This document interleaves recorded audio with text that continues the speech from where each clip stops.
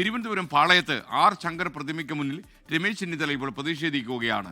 പ്രതിമയുടെ marble ഫലകം തകർന്ന നിലയിലാണെന്നും corporation പ്രതിമയോട് അനാദരവ് കാണിച്ചെന്നും ചൂണ്ടിക്കാണിച്ചാണ് Ramesh ചെന്നിത്തലയുടെ പ്രതിഷേധം.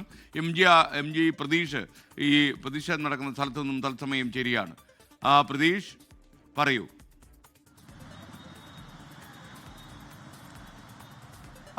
തിരുവനന്തപുരം പാളയത്തുള്ള ആർ ശങ്കർ പ്രതിമയോട് അനാദരവ് കാണിച്ചു എന്നതാണ് കോൺഗ്രസ് പ്രവർത്തകർ പരാതിയായി ഉന്നയിക്കുന്നത്.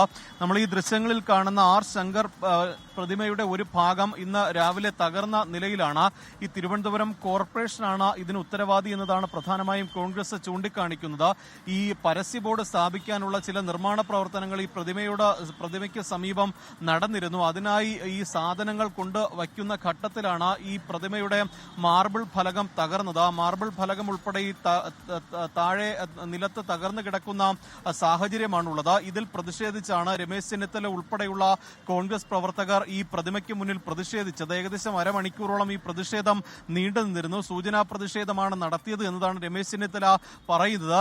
ഇത്തരത്തിൽ സർക്കാരും തിരുവനന്തപുരം കോർപ്പറേഷനും ആർ ശങ്കർ പ്രതിമയോട് അനാദരവ് കാട്ടി എന്നതാണ് പ്രധാനമായും ചെന്നിത്തല ഉൾപ്പെടെ ആരോപിക്കുന്ന കാര്യം. ഇതുമായി ബന്ധപ്പെട്ട വലിയ പ്രതിഷേധം ഇനിയും ഉണ്ടാകും എന്നതാണ് പ്രധാനമായും അറിയിക്കുന്ന കാര്യം. ഈ പ്രതിമയുടെ ഒരു വശത്തെ ഈ ഫലകം പൂർണ്ണമായും തകർന്നിട്ടുണ്ട്, മറുവശത്തും പൊട്ടലുണ്ട്. ഈ കോർപ്പറേഷന്റെ ചില നിർമ്മാണ പ്രവർത്തനങ്ങൾ നടക്കുന്ന ഘട്ടത്തിലാണ് ഇത്തരത്തിൽ ഈ അപാകതകൾ പ്രതിമയ്ക്ക് സംഭവിച്ചത് എന്നതാണ് പ്രധാനമായും ഇവർ ചൂണ്ടിക്കാണിക്കുന്ന കാര്യം.